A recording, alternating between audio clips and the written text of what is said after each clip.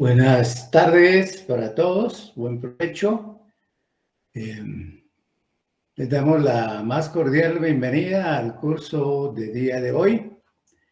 Nuestro curso, nuestra clase de viernes de primera hora de la jornada.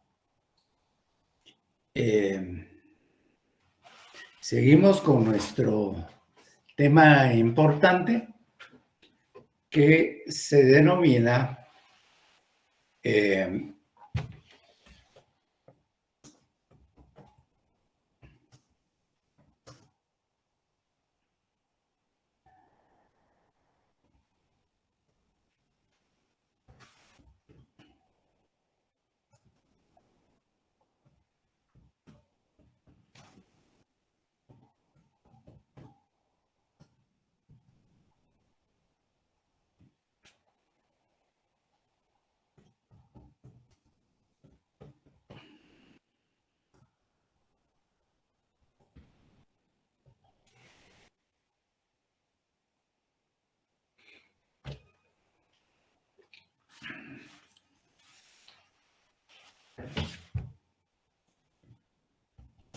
Buenas tardes. Muy buenas tardes para todos.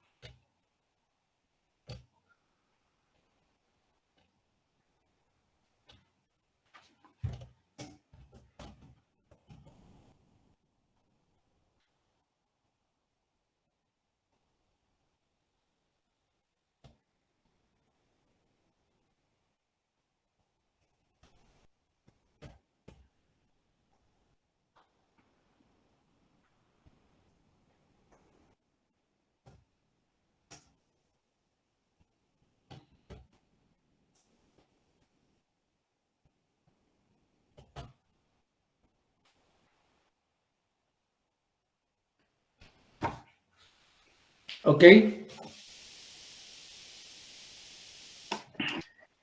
Nos toca, entonces, seguimos con nuestro tema de la teoría de los tratados. Voy a ser un poco invasivo y les voy a preguntar a Andrea Gabriela Salvatore Hernández,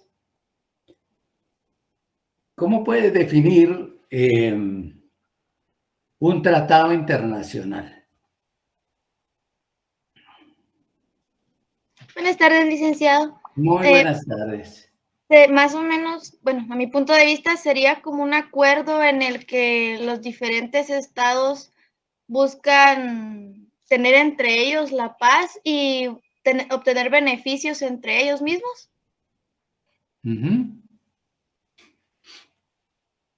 ¿Qué lo rige? ¿Cuál es la base jurídica para que estos estados como tal puedan expresar su manifestación de voluntad para adoptar un acuerdo, un convenio o un tratado?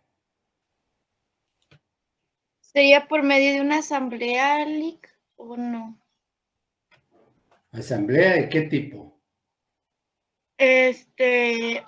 Ahí sí le quedó mal, Lic, no. Me quedó mal. Sí, Bueno, disculpe. está bien. Entonces aquí Samuel Alberto Minera, ¿qué nos puede decir con respecto a definir lo que debemos de entender por un tratado? ¿Qué tal, licenciada? Buenas tardes. ¿Qué tal está? Es un gusto. Un tratado internacional es un acuerdo entre varios países que es un acuerdo entre varios países para como para auxiliarse uno con otro, digamos, podemos decir. Lo rige el Tratado de Viena. La Convención de Viena De sobre Viena, el derecho de los tratados. sobre los tratados, exactamente. Y también la voluntad de las partes, ¿verdad? Eso es correcto, eso es correcto. La voluntad de los estados expresada en esa reunión. Jeffrey, Alberto, ¿cuáles son las fases de ese proceso de negociación para llegar a ratificar el acuerdo?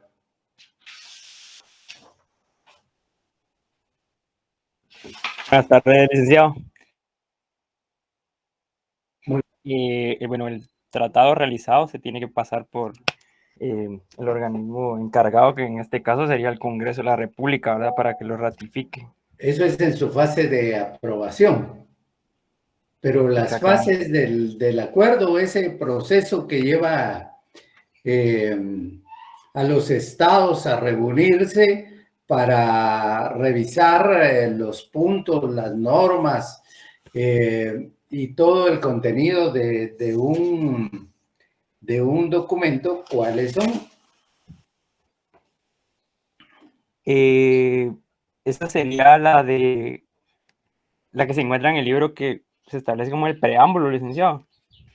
Esa es la estructura formal de los tratados. Lo que yo me refiero es al proceso para llegar a adoptar el tratado y poder plasmarlo así con una forma, con su preámbulo, su dispositivo y su cierre.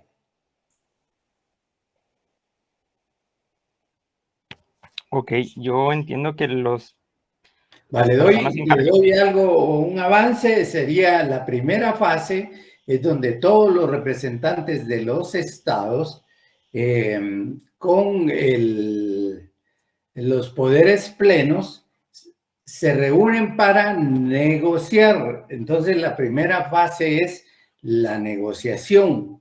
¿Cuáles serían las siguientes?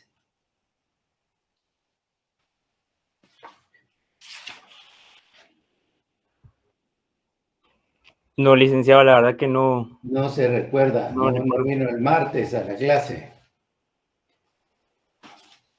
Sí, pero no. Disculpe. Está bien. Se vale.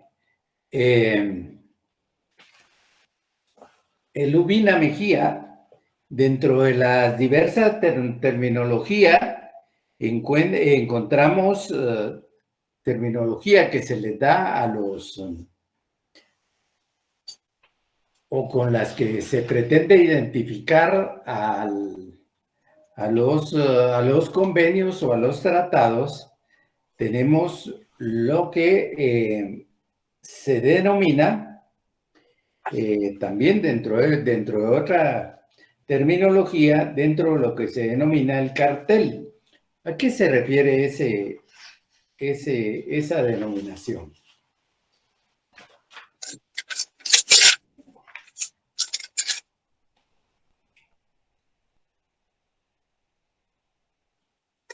Licenciado. Buenas tardes, ¿cómo está? Bien, bien. Pues fíjese que licenciado viera que ahí sí no recuerdo muy bien, licenciado, perdón. Pero tiene su libro a mano. No, lo tengo así en virtual. Lo tiene en virtual. Y ahí no lo puede ver. Bien, licenciado, ahorita lo buscaré. Jazmín, Marisol, ¿tiene el uso de la palabra? Buenas tardes, licenciado. Muy buenas tardes. Es un documento donde establecía como una tregua temporal entre dos ejércitos. Ajá. Los ejércitos, ¿qué actividad tienen que tener esos dos ejércitos? Tienen que estar en combate. enfrentados, tienen que estar en combate. Entonces, este instrumento es el acuerdo donde ellos manifiestan la voluntad de poner una tregua para recoger los heridos y para recoger los muertos. Les decía yo en la clase anterior que esto es parte fundamental del derecho humanitario que rige todo aquellas actividades que se refieren a la guerra. Y esta actitud de recoger heridos, de recoger a los muertos caídos en combate, pues de alguna manera también es parte de un acto humanitario porque permite a sus deudos darle la última, la despedida y poder enterrar a los mismos, rendirles los honores que en su momento tendrá que rendirle el Estado al cual pertenecían. Y entonces, eso no es otra cosa más que un instrumento público que se refiere a una actividad específica que se produce dentro del marco de la guerra y que va dirigido a dos ejércitos que están en confrontación, que están en actividad bélica, por supuesto. Ahora bien, muchas gracias, Jazmín. ¿Qué diferencia podemos encontrar entre este instrumento que se llama cartel y este otro que se denomina armisticio? Le pregunto a César Emilio Villela.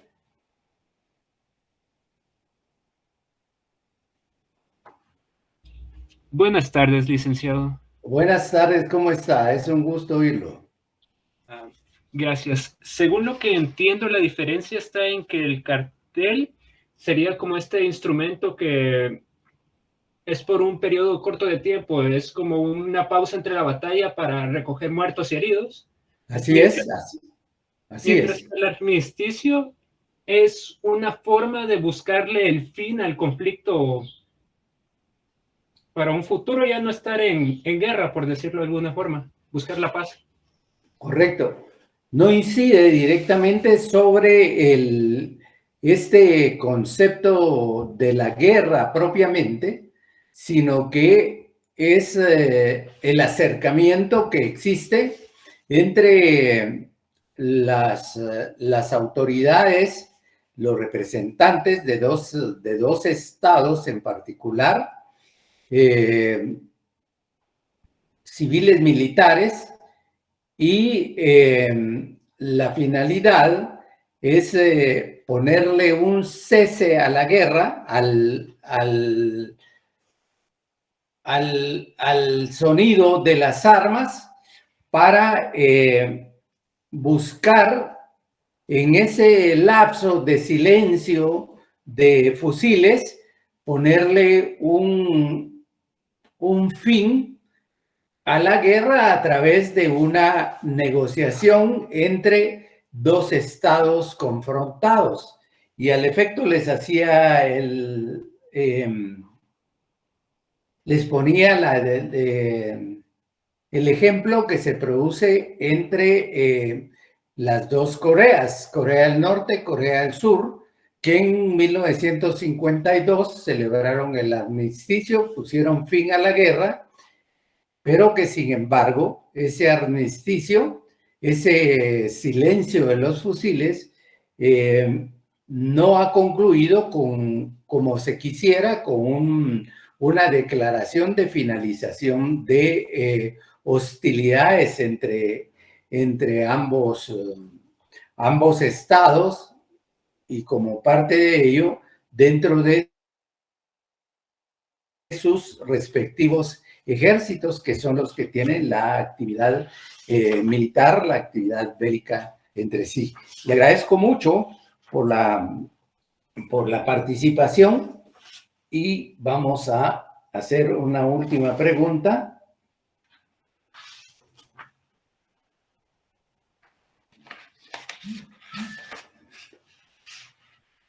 Le preguntamos a Betsy Saray, ¿cómo se clasifican los tratados? Así sencillo.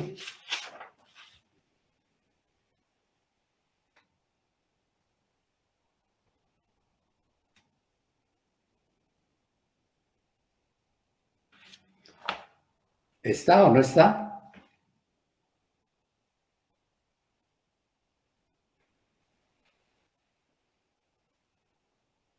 Bueno, parece que no se encuentra. Luis Valenzuela. Buenas tardes, licenciado. ¿Qué tal está? Bien, gracias a Dios. Licenciado, yo entiendo que los tratados se pueden clasificar ya sea por su contenido, por sus participantes y por su objeto. Así es. Así es, así es. Es lo que el doctor nos define dentro de su libro. Es por sus participantes, las personas, los sujetos del derecho internacional que van a intervenir en esa negociación. Y por el objeto serían el motivo que convoca para la realización de ese tratado en particular. Dijimos que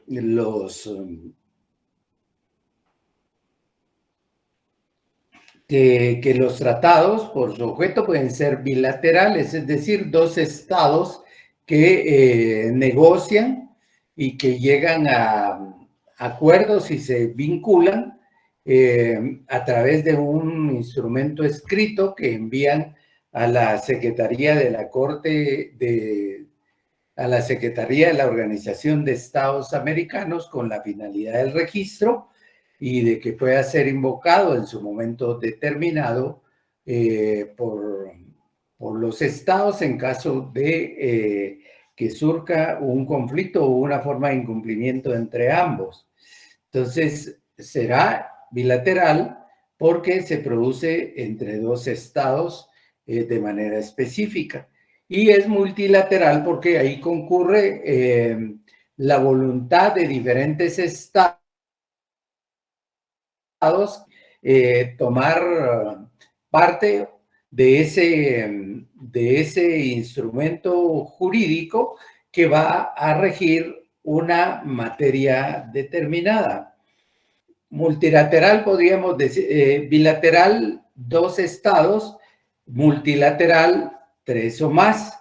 Un tratado multilateral podría ser un tratado de libre comercio celebrado entre México, Estados Unidos y Canadá, más de tres estados interesados en definir, en regular, en establecer relaciones de tipo comercial, de tipo financiero, de tipo mercantil, a través de la liberación de mercancías, a través del tránsito libre de mercancías que se intercambian entre los diferentes estados dentro de un marco jurídico que se llama Tratado de Libre Comercio. Este Tratado de Libre Comercio entre México y Estados Unidos y Canadá, bueno, ha sido negociado ya en diversas ocasiones y recientemente con el presidente Andrés Manuel López Obrador se realizó el nuevo tratado internacional donde se revisaron una serie de cláusulas que en un momento lesivas, ventajosas para los otros, y entonces, como resultado de ello, se entra a un proceso de negociación de un tratado de esta naturaleza, un tratado de libre comercio.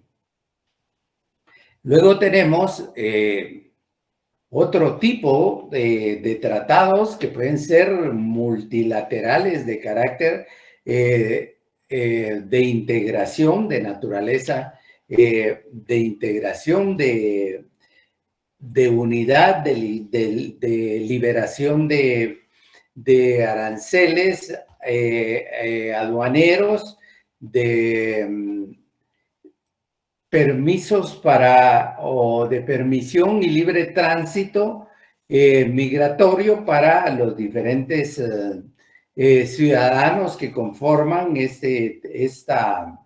o que están dentro de este tratado en particular. Hablo del Tratado de Maastricht, que es el que regula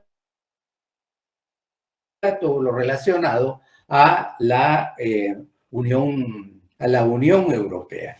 Ahí encontramos un avance tremendo en cuanto a procesos de integración y son diversos, son los 33 estados ya que pasan a formar parte de esta Unión Europea, y entonces ahí hablamos de una multilateralidad de estados que han cedido en alguna medida soberanía para que un ente o un órgano supranacional rija determinados actos de la vida de estos estados. Entonces, decíamos que y por acá nos quedamos, que los tratados, estos instrumentos jurídicos que se suscriben y se ratifican de forma escrita, tienen una estructura en su forma, y de ello hablábamos, de un preámbulo en donde comparecen todos los dignatarios, representantes plenipotenciarios de los estados, con sus respectivas credenciales que los legitima para poder participar y negociar ese tipo de tratado.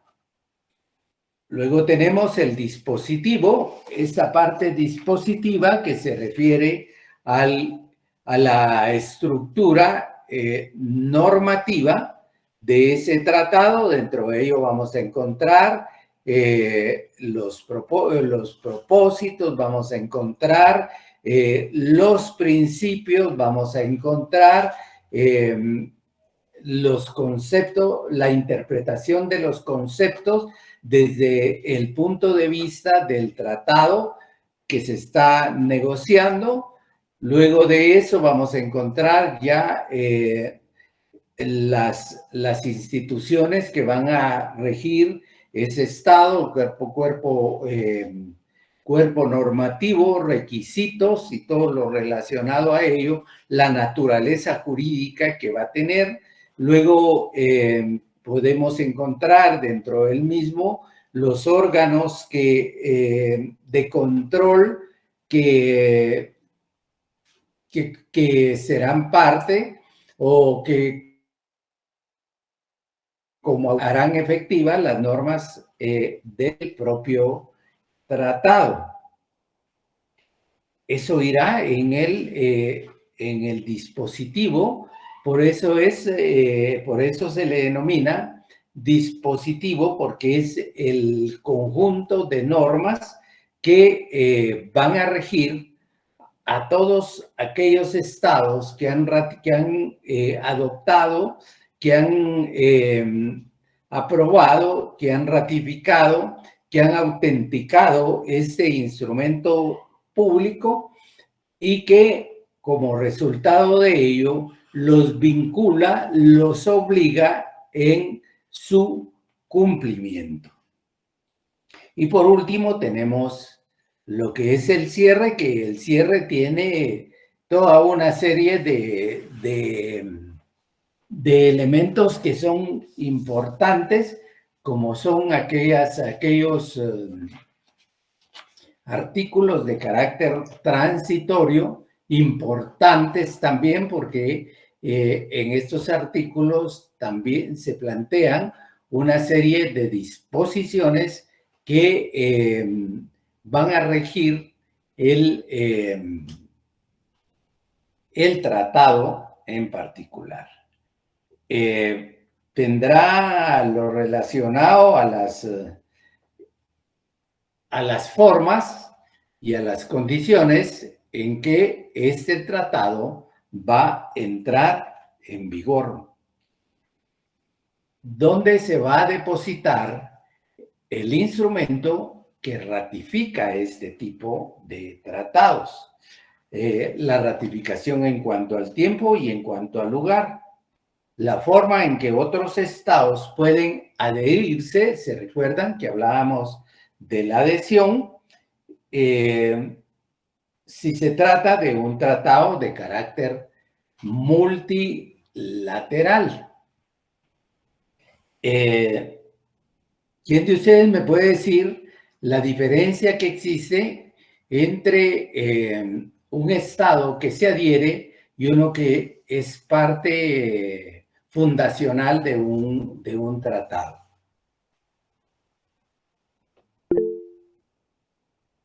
Don Luis Gustavo, tiene la palabra. Buenas tardes, licenciado, ¿me escucha? Muy buenas tardes. Bueno, la diferencia entre estos estados, el fundacional y el que se adhiere, es en que el fundacional participa en el proceso de creación del tratado, en la negociación y en todas esas etapas. Ahora bien, el estado que se adhiere únicamente, pues, si el contenido de las normas o el contenido del tratado no va en contravención de su ordenamiento interno y exista dentro del tratado la facultad de poderse adherir, ya este se incorpora. Es correcto. Se adhiere porque hay un interés de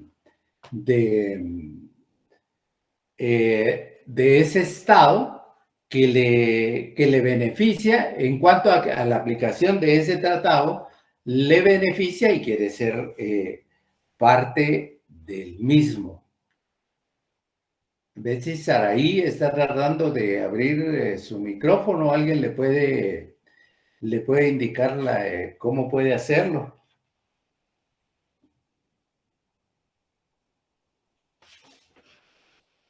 Y por último tenemos lo que es la suscripción. Y esta establece el doctor acá en su libro que se materializa con las firmas, las que naturalmente ponen fin a la negociación. Indica, la firma no crea una obligación de inmediato, debido a que de una parte la mayoría de los tratados no son firmados ni mucho menos negociados por el jefe de Estado. El jefe de Estado es el que tiene los poderes plenos para poder participar en una negociación.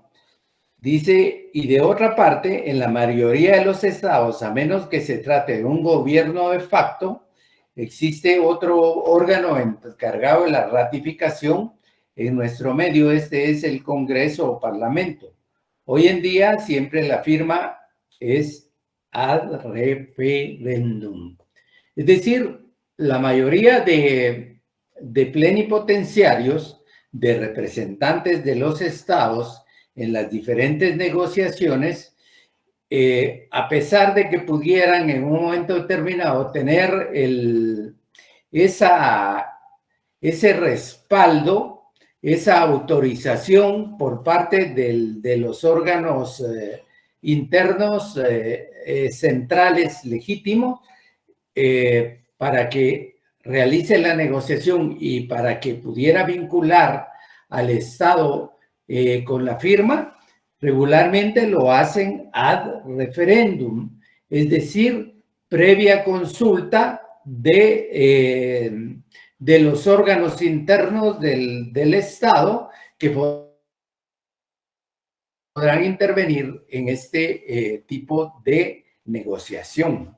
Entonces, ¿quiénes son esos órganos que van a intervenir en esa negociación de un tratado o un convenio, un acuerdo? Será el organismo ejecutivo y será también el organismo judicial.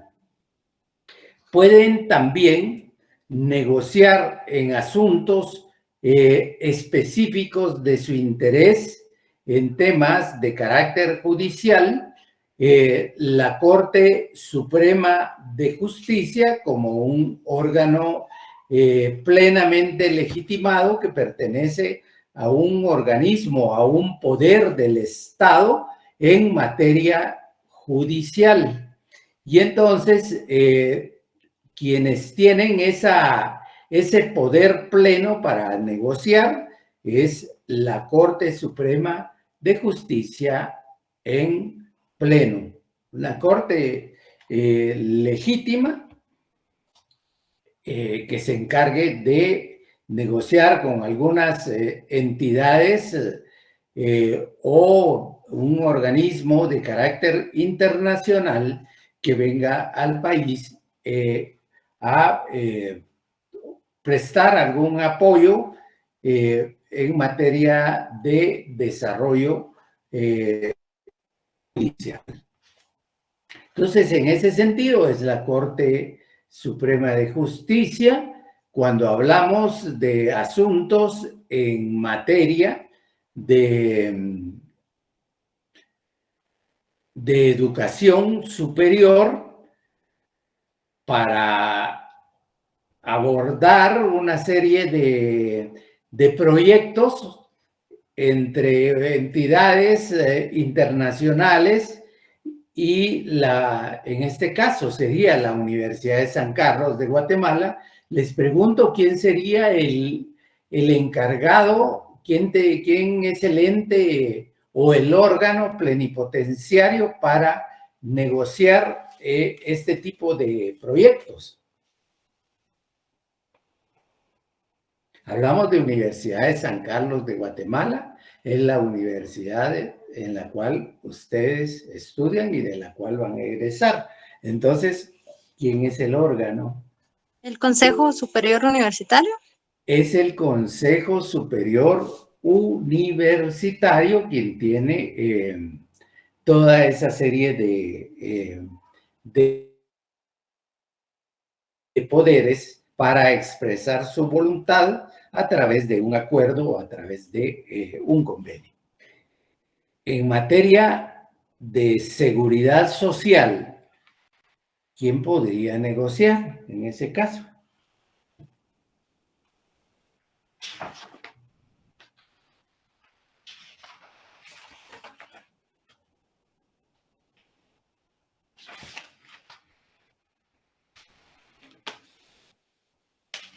¿Quién puede negociar en materia de seguridad social? ¿Quién es el encargado de la seguridad social en Guatemala? ¿Cuál es el ente encargado?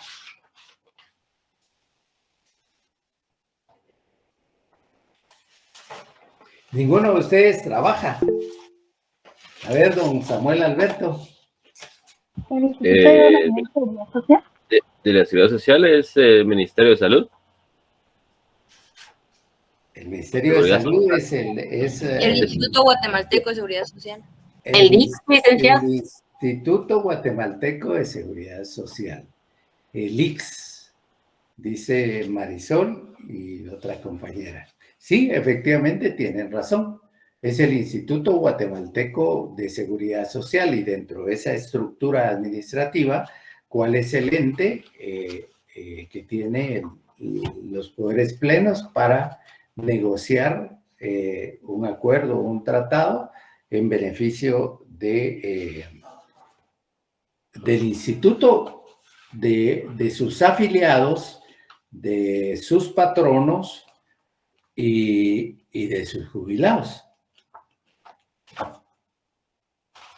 Es la Junta Directiva. Así es. Así es. Bueno, entonces vemos que de esa manera se estructura la forma de un tratado. El fondo del tratado va a estar establecido por ese apartado dispositivo al que hace referencia en su literal B de estas tres partes a las que se refiere el doctor, que son las que estructuran o que ordenan o que están contenidas en ese ordenamiento de carácter formal de nacional.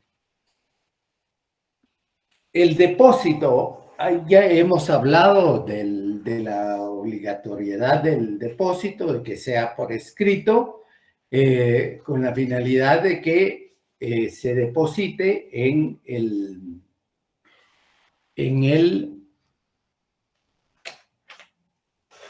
la organización,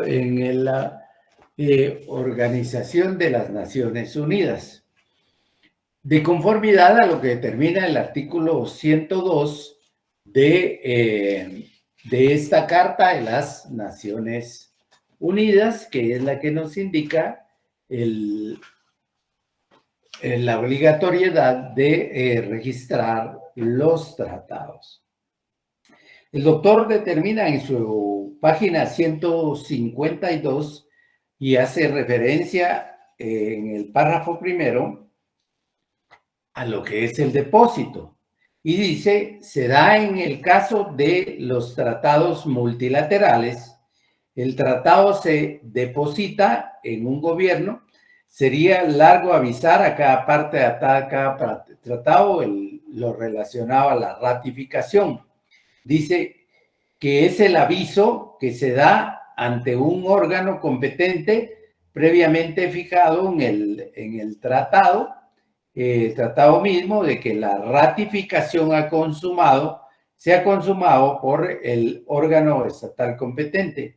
Puede ser la Organización de Naciones Unidas o puede ser la OEA si se trata del hemisferio americano, y tanto el canje como el depósito son importantes para la entrada en vigor de un tratado. Es decir, que el depósito viene a ser parte importante de todo ese proceso de negociación, autenticación, ratificación, adopción, aprobación, y que en un momento dado se produce lo que se denomina el canje o el depósito, que son aquellas cartas que se hacen llegar al Estado que establezca el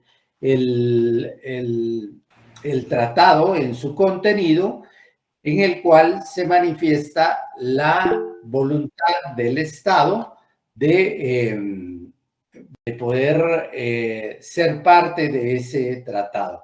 Betsy Saraí Daltán o del... ¿Me escucha, licenciado? Sí, por fin. ¿Me escucha? Ah, ya dijimos ahí que le dieran todo Sí, muchas apoyo. Gracias gracias a mi compañero Alfonso que me ayudó y a los demás. Disculpe, Muy bien, licenciado, que no le había gracias ahí al compañero que dio el apoyo necesario. Dice que los dos son importantes, establece el doctor acá, son importantes para que el Estado pueda formar parte de este tratado. Dice que en el caso de los tratados bilaterales, porque son solo dos estados, la entrada en vigor se lleva a cabo en la fecha del canje, si así fue estipulado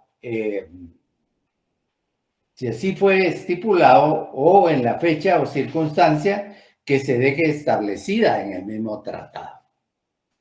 En el caso del depósito, la entrada en vigor se lleva a cabo cuando se ha alcanzado el número mínimo prefijado en el instrumento mismo y en dicho caso solamente entre los estados que han hecho su depósito. El depósito hace constar el consentimiento según el artículo 16 de la Convención de Viena.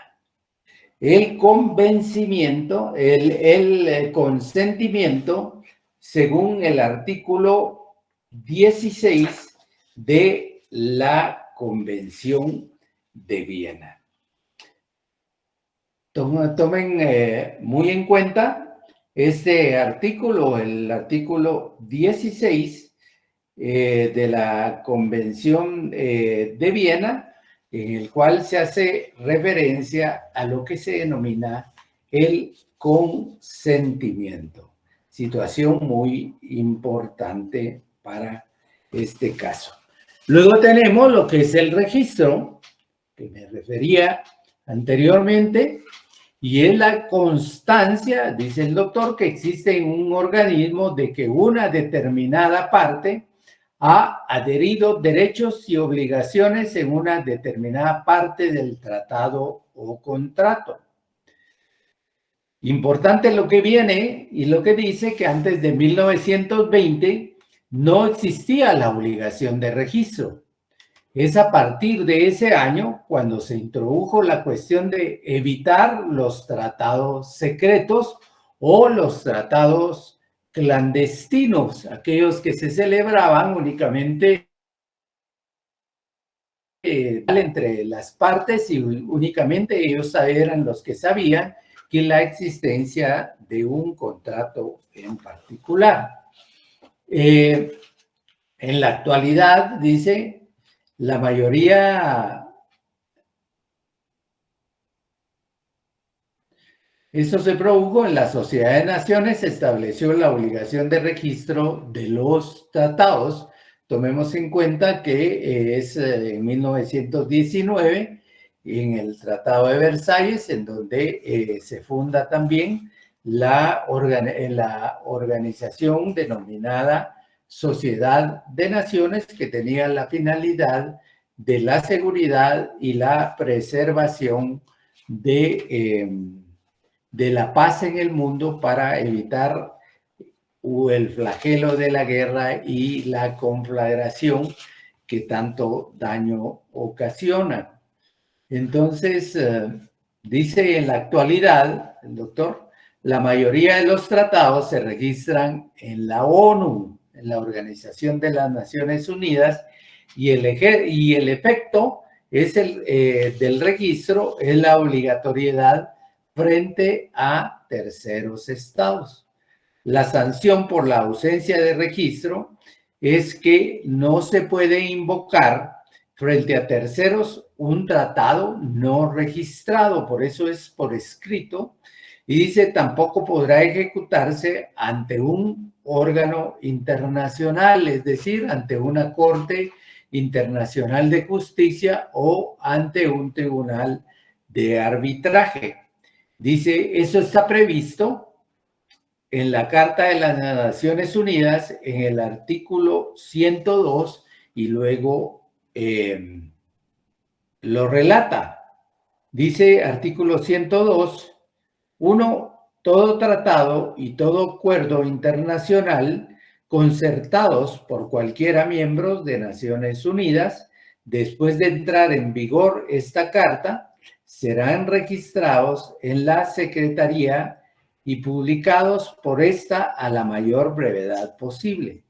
Ninguna de las partes en un tratado o acuerdo internacional que no haya sido registrado conforme a las disposiciones del párrafo 1 de este artículo podrá invocar dicho tratado o acuerdo ante el órgano alguno de las Naciones Unidas. Es decir, es el artículo 102 el que está estableciendo la obligatoriedad de los estados de registrarlos en la Secretaría de las Naciones Unidas.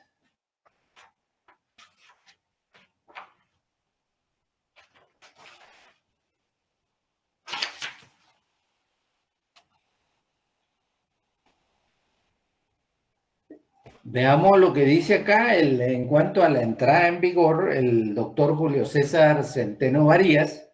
Él nos indica que conforme a la citada convención, a la Convención de Viena sobre el derecho de los tratados, la entrada en vigor, dice, un tratado entra en vigor de la manera y en la fecha en que en él se disponga o que acuerden las partes. A falta de dicha disposición, el tratado entra en vigor cuando todos los estados hayan entregado sus correspondientes canjes o depósitos, es decir, esas cartas en las cuales se determina o los estados indican que ratifican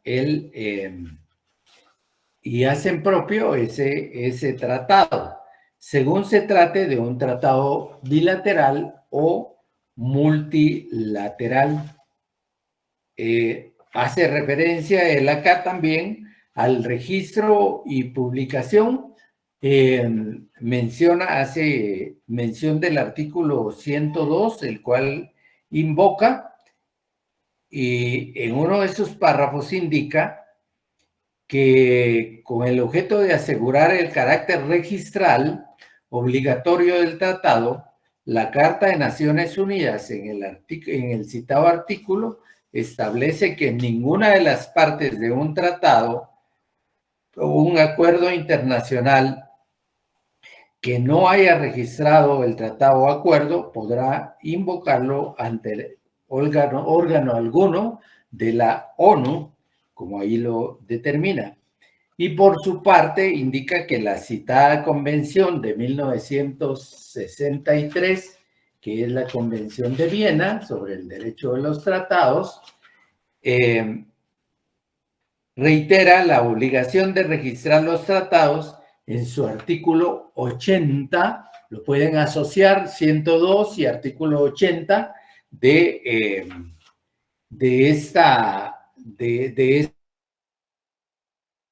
este instrumento internacional, en la que indica los tratados después de su entrada en vigor, se transmitirán a la Secretaría de la ONU para su registro o archivo, para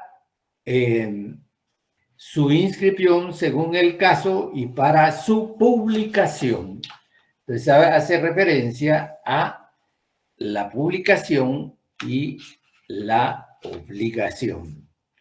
Vamos a seguir al doctor acá, al doctor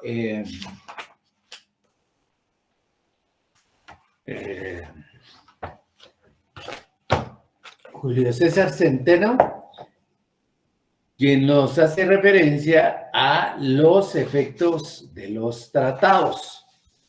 Dice, vayan apuntando porque eso no creo que lo tengamos acá, aunque yo les voy a trasladar un resumen relacionado con los tratados. Dice que todo tratado, el doctor hace referencia acá a los efectos de los tratados, a la fuerza obligatoria de los tratados, que la fuerza obligatoria de un tratado tiene su fundamento en un principio de carácter internacional, que es el Pacta Sunt Servanda, que es el que se refiere a que los tratados se cumplen. No se incumplen, sino que se observan porque forman parte de la estructura vinculante que obliga a los estados a su observación, a su cumplimiento. Entonces, además de esto que se refiere al Pacta Sunt Servanda, existe también dentro de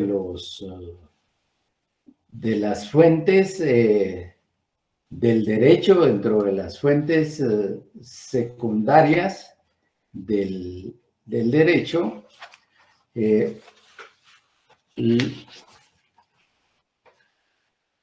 un concepto muy importante del derecho internacional denominado el jus cogens, o sea, el derecho imperativo que también avala el principio de pacta sunt servanda.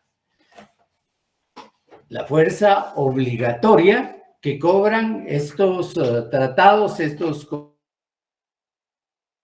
convenios internacionales en el momento de ser tratados, en el momento de ser ratificados, autenticados, en el momento de entrar en vigencia y de su publicación. Dice, todo tratado celebrado entre dos sujetos del derecho internacional y que haya sido válidamente negociado, firmado y ratificado, dice el doctor Julio César Centenos en su libro Derecho Internacional Público, parte 2, indica que haya sido, que dice que el tratado haya sido válidamente negociado, firmado, ratificado, es vinculante, tiene fuerza obligatoria, debe cumplirse. Es decir, otorga derechos e impone obligaciones. En lo tocante a la obligatoriedad de los tratados, es regla general considerar que los tratados válidamente creados obliga a las partes a cumplirlo íntegramente, por lo que ninguna parte podrá invocar normas de su derecho interno como justificación de su incumplimiento, salvo el caso de que el tratado adolezca de nulidad. ¿Cuándo podrá adolecer de nulidad? Cuando en el mismo, quien negocia el mismo, no haya tenido los poderes suficientes para la negociación, cuando haya existido mala fe en cuanto a los términos de la negociación de ese tratado.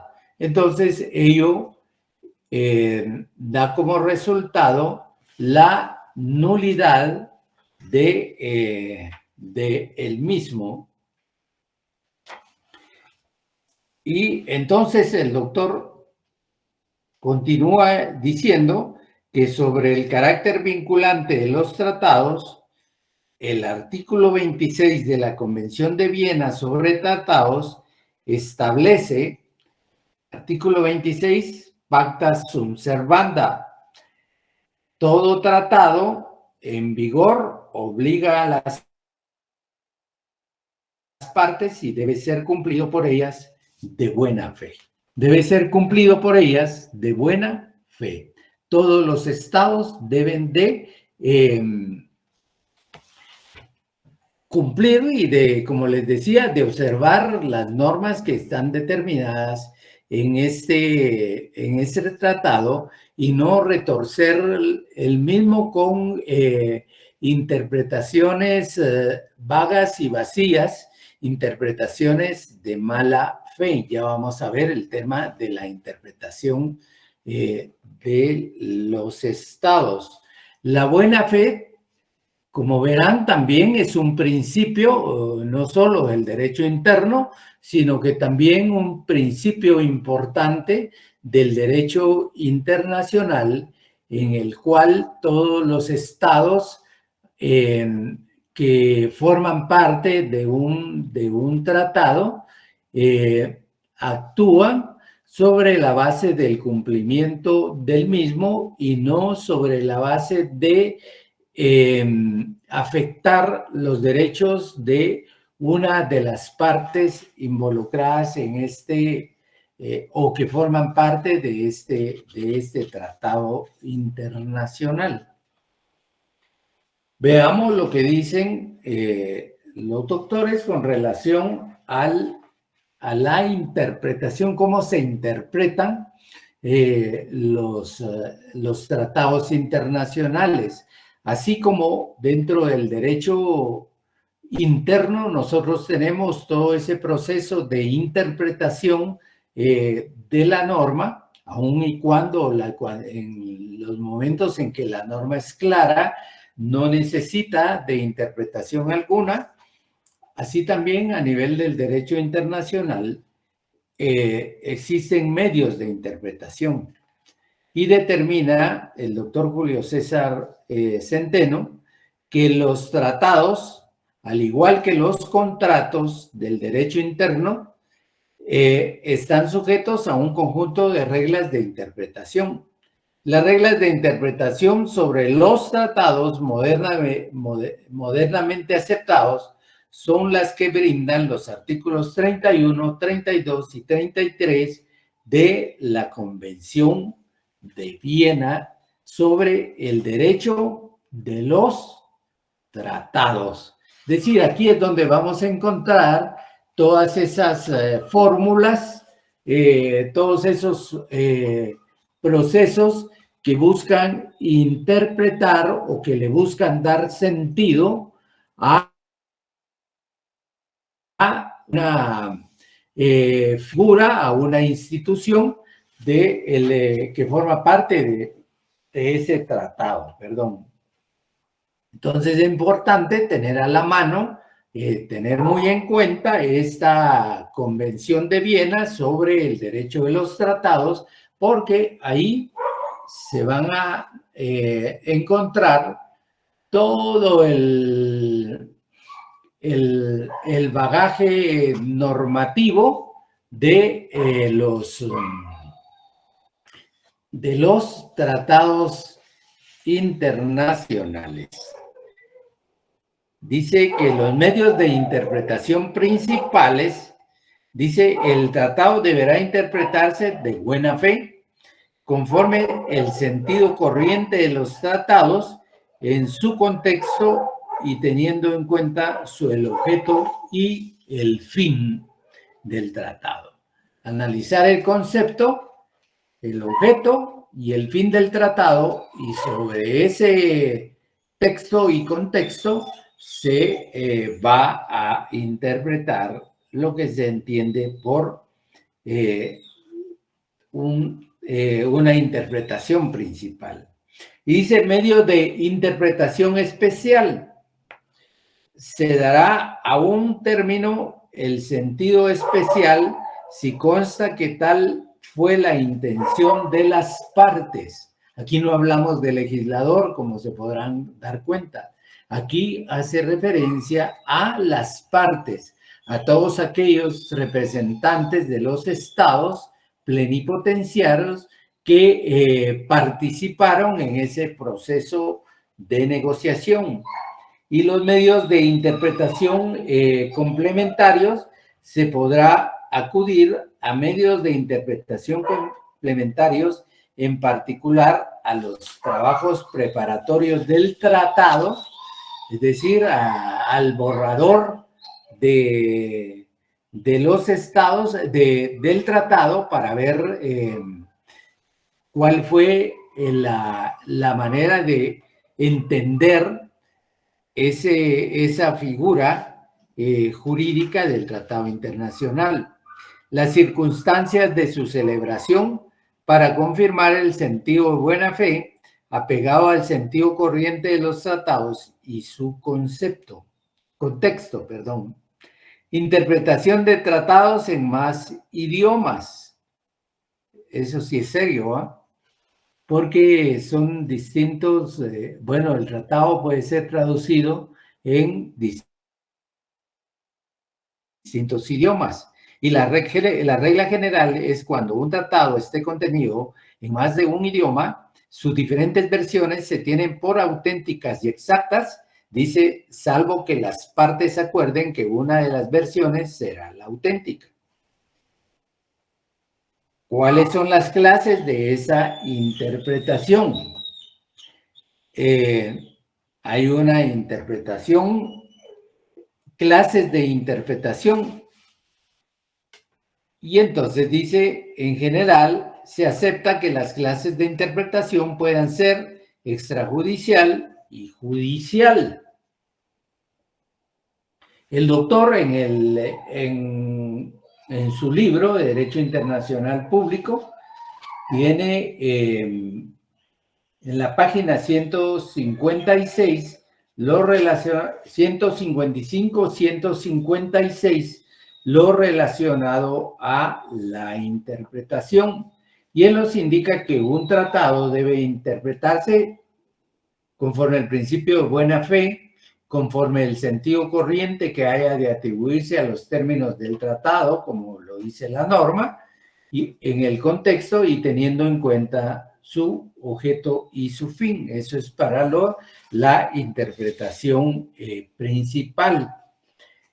Dice el doctor que para los efectos de interpretación de un tratado, el contexto comprenderá, además del texto, incluido su preámbulo y anexos, todo acuerdo que se refiera al tratado y haya sido concertado entre todas las partes con motivo de la celebración del tratado. Todo instrumento formulado por una o más partes con motivo de la celebración del tratado y aceptado por las partes, por las demás, y aceptado por los demás como instrumento referente al tratado. Es decir, nos da toda una serie de elementos que se retrotraen al instante de las negociaciones, de los borradores de las diversas reuniones en las cuales se negoció el tratado. Y el doctor también, el doctor Larios Ochaita, hace referencia a las clases de interpretación y dentro de las cuales nos indica la interpretación auténtica, una interpretación judicial y una interpretación unilateral. Dice que en la auténtica son los mismos estados contratantes, se ponen de acuerdo sobre el significado de los términos o conceptos. Es la auténtica. Los contratantes, quienes negociaron, quienes participaron, quienes autenticaron, quienes ratificaron, quienes aprobaron y quienes adoptaron ese acuerdo o ese tratado. Y la interpretación judicial. Un tribunal interpreta el tratado aplicando las normas de interpretación universalmente aceptadas. Para que sea obligatoria, debe proceder la manifestación expresa de acatar el fallo. En todo caso, una consulta dirigida a la Corte Internacional de Justicia para que la misma se pronuncie con relación a cómo debe ser interpretada, cuál es el sentido de una institución, de un concepto o de un procedimiento que está contenido dentro de un tratado. Entonces hace referencia ahí a lo que es la interpretación judicial. Posteriormente tenemos la interpretación unilateral. Es la hecha por, dice, es hecha por un órgano de uno de los estados.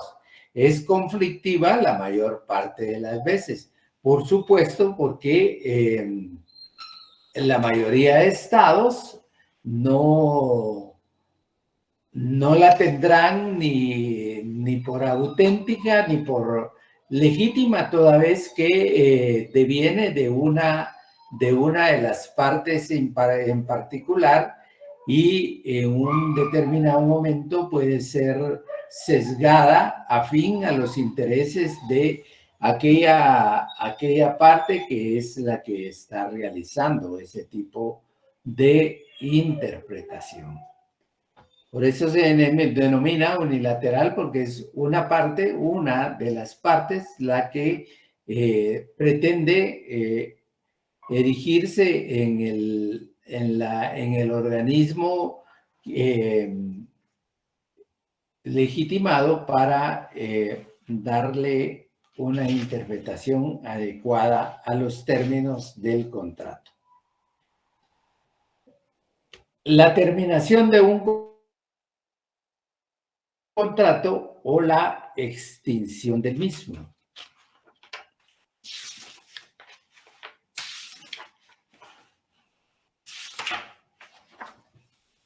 Dice el doctor Larios acá que la terminación o extinción, dice, doctrinaria y consuetudinariamente, los tratados pueden extinguirse por diversas formas.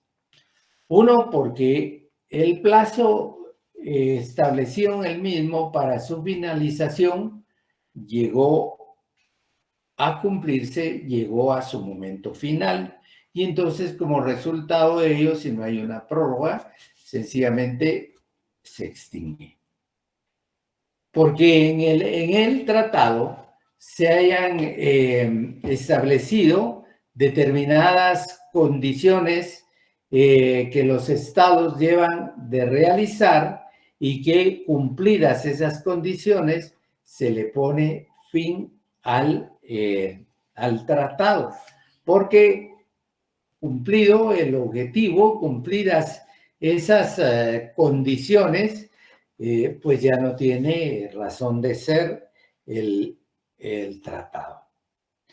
Por ejecución del objeto, es decir, que se realizó y se agotó aquella materia para la cual se celebró y se negoció el pacto o el acuerdo o el tratado. Entonces, básicamente, ello extingue el tratado mismo. Por denuncia, ¿qué significa la denuncia? Y por denuncia establece que se extingue también el contrato. La denuncia significa que los estados partes acuden ante el órgano superior del tratado, el encargado de poner en movimiento todas las instancias del tratado, y una de las partes acude al mismo cumpliendo con las condiciones que el tratado mismo indica para denunciar un tratado. ¿Qué significa?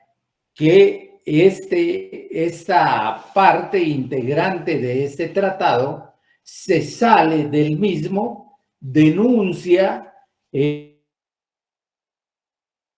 como tal el tratado, y a partir de ese momento inicia todo el proceso necesario que debe de cumplir, que debe de agotar, para que pueda quedar liberado, quedar separado, desvinculado de este tratado que en un tiempo ayudó a negociar, ayudó o fue órgano fundador del mismo, pero que debido a circunstancias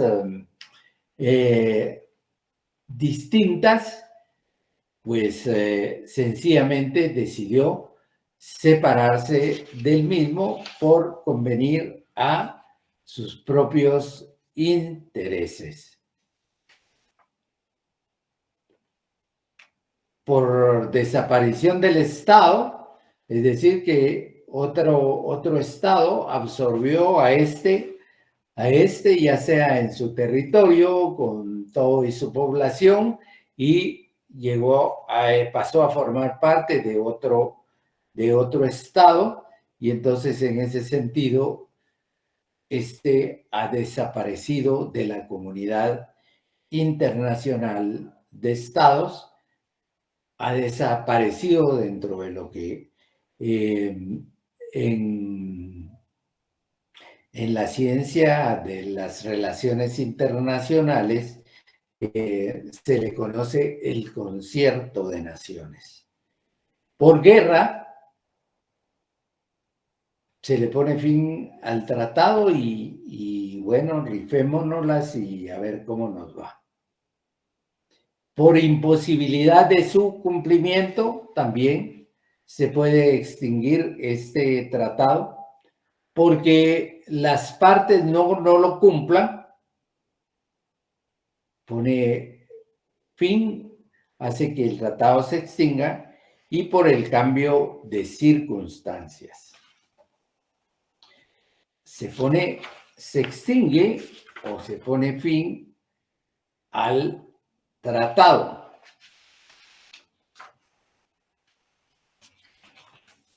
Cuando un tratado reúne algunos elementos que producen su invalidez, dice, nos preguntamos, ¿es posible que un tratado que ha sido debidamente firmado, negociado, ratificado, etcétera, etcétera, pueda calificarse posteriormente de inválido? Entonces la respuesta que da acá el doctor es sí. Las situaciones siguientes se pueden dar.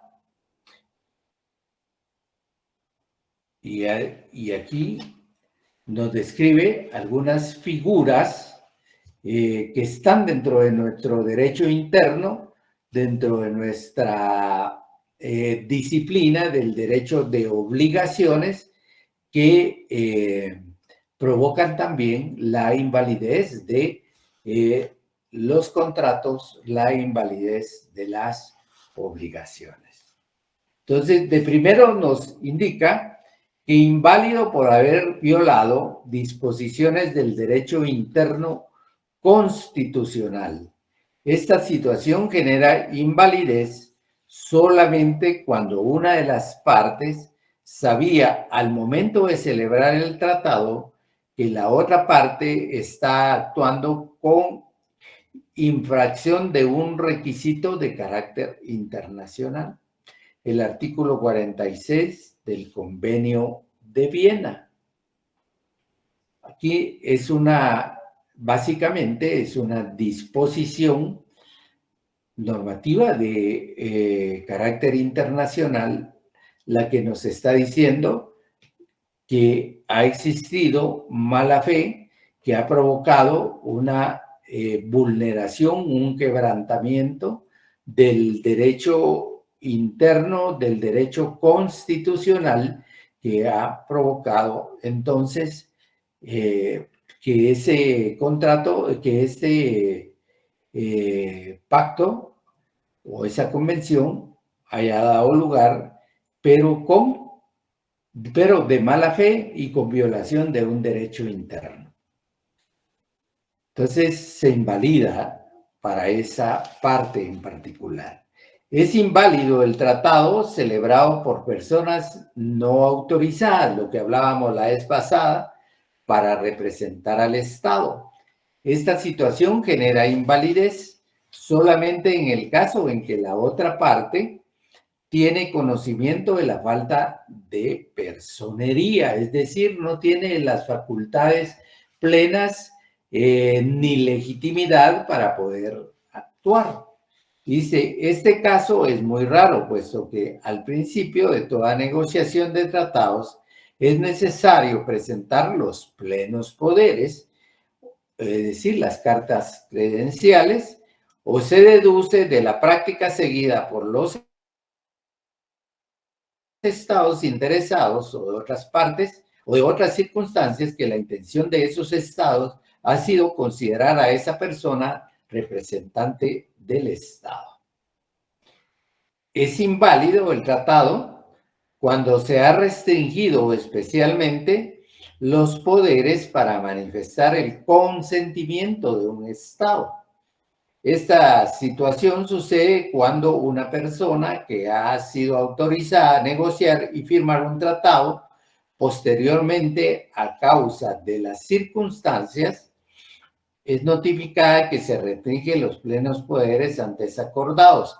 Para que esta causa genere invalidez, es necesario que tal restricción sea notificada a la otra parte. ¿Dónde está el artículo 45 de la Convención de Viena sobre el derecho a los tratados? El error también es una causa que genera invalidez y de conformidad con el artículo 48 de la Convención, si ese error se refiere a un hecho o a una situación cuya existencia diera por supuesta ese estado en el momento de la celebración del tratado, constituye una base esencial de su consentimiento en obligarse por el tratado. Por dolo, dice, si un estado ha sido inducido a celebrar un tratado por la conducta fraudulenta de otro estado negociador, podrá alegar el dolo como vicio del consentimiento en obligarse por el tratado, artículo 49 de la Convención de Viena. Por la corrupción del representante de un estado, si la manifestación del consentimiento de un estado en obligarse por un tratado ha sido obtenida por medio de la corrupción de su representante. Dice, efectuada directa o indirectamente por otro negociador, aquel estado podrá alegar esta corrupción como vicio del consentimiento, artículo 50 del Convenio de Viena. Es decir, que este flagelo de la corrupción lo encontramos en todos los, en cualquier situación, toda vez que cuando los principios y los valores no están bien fijados, fácilmente se cae en este tipo de antivalores como lo es la corrupción. La coacción, eso es muy frecuente, sobre el representante de un Estado, eso está determinado en el artículo 51 de la Convención de Viena. La coacción sobre un Estado por la amenaza o el uso de la fuerza es nulo todo tratado cuya celebración se haya obtenido por la amenaza o el uso de la fuerza en violación de los principios del derecho internacional incorporados en la Carta de las Naciones Unidas. Esto está contenido en el artículo 52 de la misma convención. ¿Cuáles son las consecuencias que produce la invalidez? Dice, las consecuencias de la invalidez son las siguientes.